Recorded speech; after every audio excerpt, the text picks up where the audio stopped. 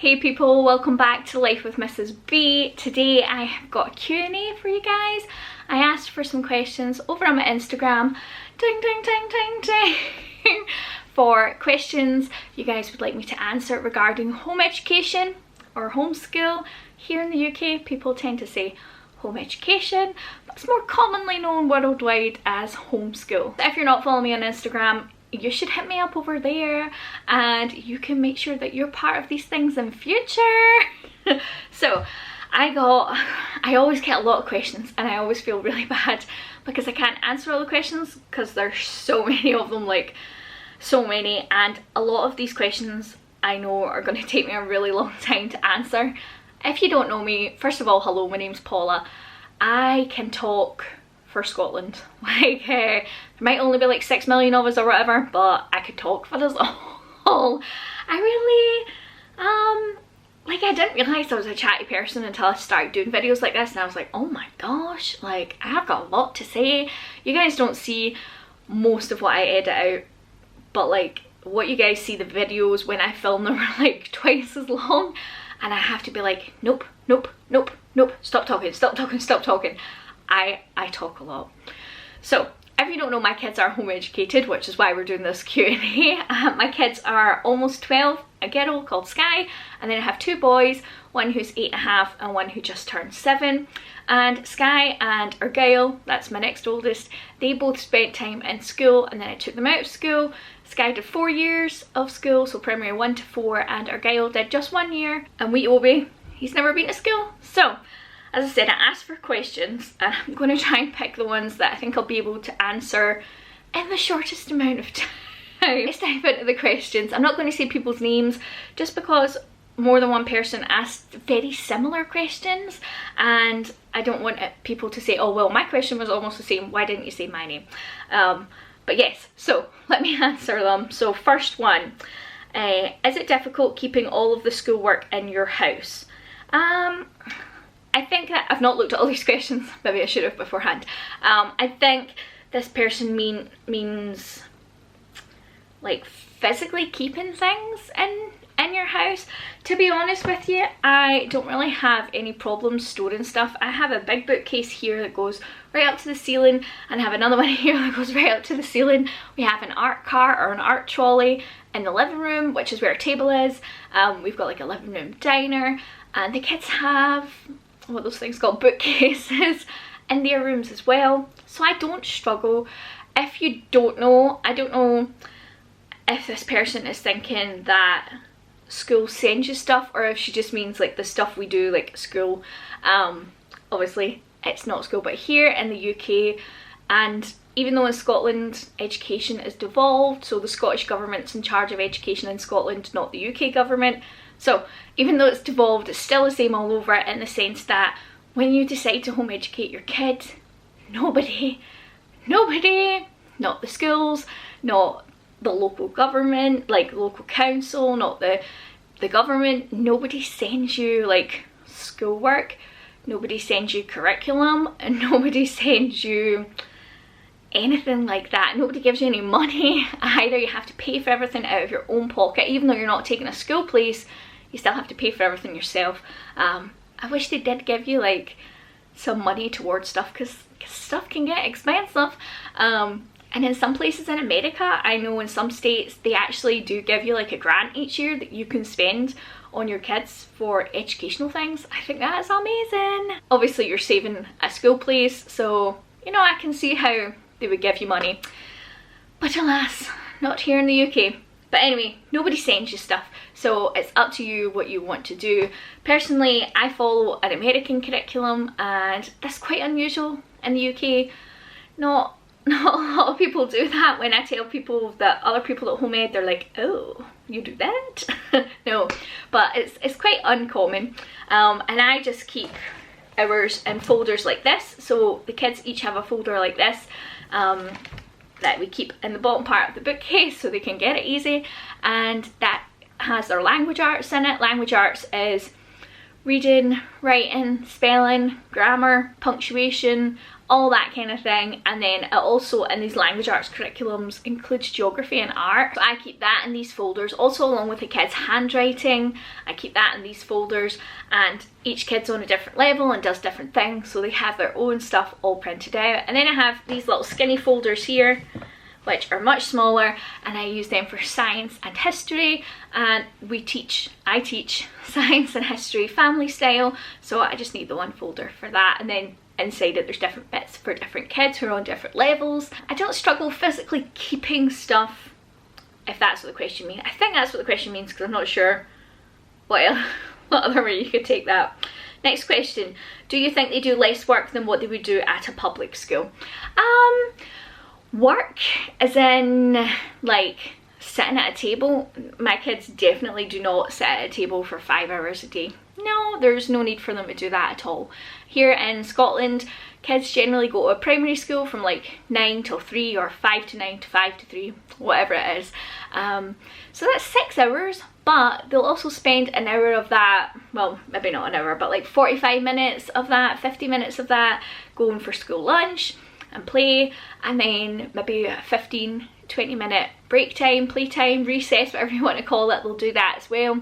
So that's you down to 5 hours. And then kids will also spend time, for instance, when they come in at 9 o'clock, they have to get their shoes off, get their coats off. Schools here, I don't know if it's the same all over the UK, but here where we live, you do not wear indoor shoes in your school. Oh no, no.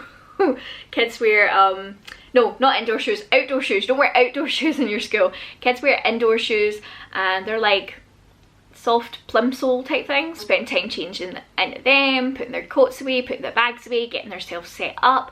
So that could take 5 or 10 minutes, and the teacher might need help with some younger children. Obviously if you're 11 years old you can change your own shoes.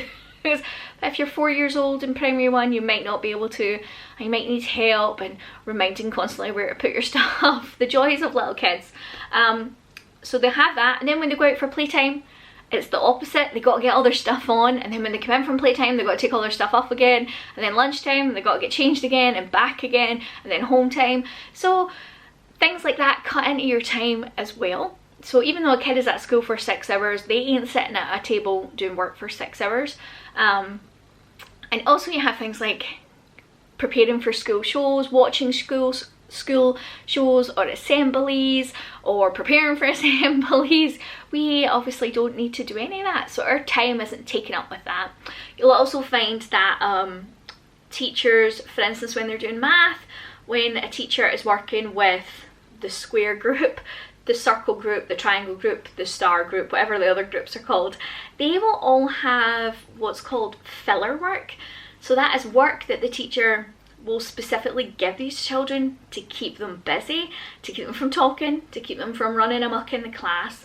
A lot of what teachers learn when they go to uni is not so much, well, obviously they learn how to teach, but crowd control, how to keep a class occupied, how to keep a class's attention, how to fill the time, all those kind of things. Teachers learn that sort of stuff at uni when they do their teaching course. We don't need to do any of that filler work, because I only have 3 kids.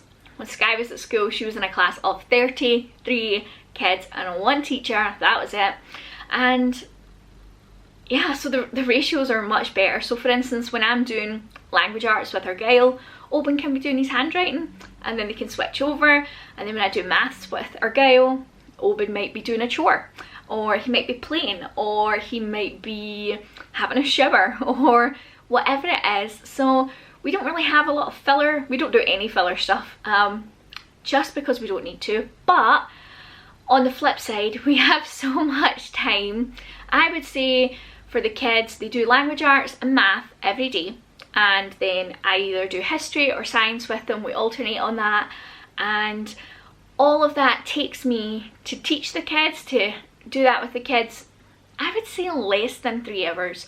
Less than 3 hours. That doesn't mean each kid is sitting working for 3 hours, because as I said, they could be in the shower or they could be playing. Sky's work, she does all of her work independently. She really doesn't need me for anything apart from to put the password in the computer. And then me and her do something called a shared reader together. So that is where we share the reading. So she'll read the first paragraph, I'll read the second, and then we switch off through that. We do shared reading, it's part of the course for language arts, but it teaches things like pronunciation of difficult words. Sky can watch me, well not watch me, but listen to me when I read, and she'll see, like she reads along as well, and she can see, oh, that's how long my mum took a breath for when it was a comma or a full stop, these kind of things. So it helps the reading fluency, because obviously I read a whole of a lot different from a 5-year-old who goes, a cat sat on the mat, it was sad. Like we don't, you know, like I read very differently from that. So it's great to teach them that, and also it's great to share things together. But the shared reader, the book Sky just finished, was actually called Gabriel and the Hour Book, and it was such a good book, guys, such a good book. It was about a peasant boy living in Normandy in France in the Middle Ages, and he was an illuminator's assistant for a monk at a monastery, an abbey, one of those places. And it also had stuff about the king and his queen that he was going to marry, and it was a really good book, really good. But yeah, so we do all those kind of things, and then we have so much time left over. We do things like read alouds, so I will read to the kids for 15 minutes, 45 minutes, whatever we want to do. We do things like cooking, gardening, cleaning. We spend a lot of time outside, be that at the park or going for walks or just spending time in nature, at the beach, whatever it is. Spend time at the parks, like really playing at parks and stuff like that, spend time with friends. So whilst we do not sit at a table for 5 hours a day, that does not mean that the kids are not learning as much, if not more, than kids in school. Obviously a teacher doesn't have time to read a book for 45 minutes to her class. She doesn't have that time. So when I read to them, not only are they reading a story or listening to a story, but for instance, if you take Gabriel and Our Book that Sky's reading, when I read a book like that, something that's historical fiction, the kids are learning about what it was like to be a peasant in the Middle Ages, what it was like to live in Normandy, what were their customs and traditions like. They spoke about how it was Christmas and they put little wooden clogs at the fire, and then Christ's child came and filled them up with sweets and nuts and stuff. Like, that was so cool. So not only are they learning that, like they're also listening to the story. It works with their imagination. So read alouds are really good, really good. But yeah, I would say probably my kids, even though they don't sit at a table all day long, they probably learn more. How does it work for when they get older for getting into university? Well, that's assuming the kids want to go to university. Obviously a lot of people, like when I was at school, most people I want to say didn't go into uni. So yeah, not everyone's going to go to uni regardless of whether you go to school or you're home educated. If they want to go to uni, absolutely not a problem. The kids will do, because we follow an American curriculum, the kids will do the American exams, which are the SATs or the ACTs. That's not the SATs that like people take when they're 10 in England. That's not the same thing. Different thing entirely. You might have seen people in American movies or like American TV programs preparing for their SATs or their PSATs or whatever it is. So that's the kind of exam the kids will do. That's absolutely accepted by universities. Obviously all the people that go to Scottish universities are not Scottish or haven't done Scottish hires. They accept people internationally. If you look at a university prospectus, when it says the entry requirements, it'll say, you know, hires at AA, BB, whatever it is. So that's the grades that you got at higher or equivalent. So obviously people who come from outside of Scotland do not sit Scottish hires. So universities are absolutely fine. Someone did say to me once, oh, is that acceptable? Yeah, like Scottish unis only accept Scottish people. To clarify, they do not. But I know a lot of people that have got into uni doing the SAT exams and it's been absolutely fine, not a problem at all. I also know a woman and her eldest is at art school and she got in without any formal qualifications, just a portfolio and a real good interview.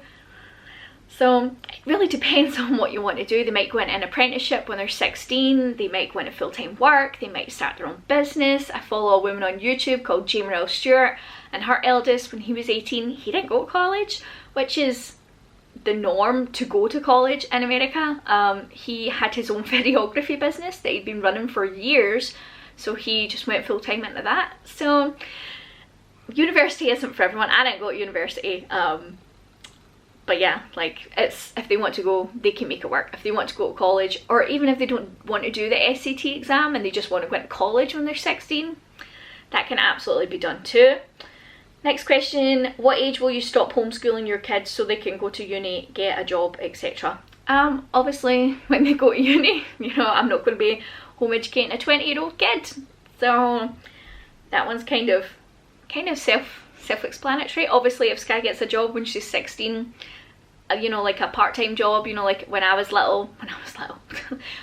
16, I had a Saturday girl job. I worked in the body shop, man. That was the best job I've ever had, ever.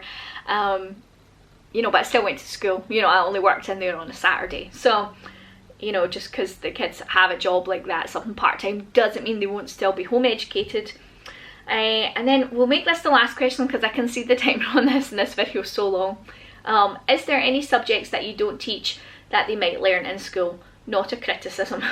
Well, we teach, as I said, language arts, maths, geography, art, history, science. We also spend time learning about other cultures and religions. We spend a lot of time reading about our own religion. There are like Bible curriculums you can get and stuff if you're into that kind of thing. What else do we do? So I would say most people would do that at primary school. In addition to that, we also, as I said, we do a lot of read alouds, which are fantastic. You should really Google, even if your kid isn't home educated, Google read alouds and what wonderful things they can do for kids. There's a lot of really great information and studies out there that just show some fabulous things that happen when you read to your kids. So we do that. We also do cooking. That's not something you would really do at primary school. When I went to high school, when you went into high school, the first 2 years you did home economics, and that was like once a week, twice a week, you'd spent like 50 minutes in a kitchen. Or they also had like a bit where you sewed? Yeah, that's the word. Sewed, and then they taught you to iron what you'd sewn. Yeah. And that was it. After 2 years, you know, when you went on to pick your standard grades, I know they don't do standard grades anymore, I'm old, but if that wasn't one of your subjects, you didn't continue to do any cooking. So we do cooking at home, also things like kitchen safety and safety around the home. We do like PE. As I said, we spend time at parks, we go for walks, we go for hikes, we spend a lot of time in the garden, especially just here. We play at parks, we spend time at the beach, we have a basketball court and a football court not far, or football pitch, I don't know, not far from here that we go to when the weather's not so bad. What else do we do? The kids go fishing. I don't think that counts as PE though, because you don't really do much when you go fishing. The kids go fishing with Thomas. Scooters, bike rides, roller skates, they got it all. Yeah, so I mean, we don't have like a set PE, like, come and I'll teach you how to play rounders, but you know, they can play rounders. So what else do we teach them? Gardening, it's not something you would learn in school. DIY kind of things, it's not something you would learn in school, but that's something Thomas really enjoys teaching them. What else? I'm sure there's a lot of other things that we do. We like documentaries, either like historical documentaries or about animals and nature, which, you know, you don't have time for that when you're in a class, you know. So personally, I think home education is great. I appreciate it's not for everybody, and just because you can, not everybody should home educate their kid. There's some people who probably would love to but can't because they need to use school as childcare and work. I'm in quite a lucky position, I know I am, that I don't have to work. I'm at home with the kids and it's great. Even if they weren't home educated, I probably wouldn't be working either, so it's not just because of that. Yeah, I think that's all the time we've got, all the questions we've got time for, guys. There are quite a few more. I do feel bad I can't get them answered, but next time I do a Q&A, I'll try and pick questions that I've not answered before. I always do that anyway, so if you see the Q&A thing again on Instagram, then make sure you send me in your questions and I will try my best to get them answered. And I really hope you enjoy this video, guys. I do new videos mostly every Monday, Wednesday and Friday, so I will see you in my next one, guys. Bye!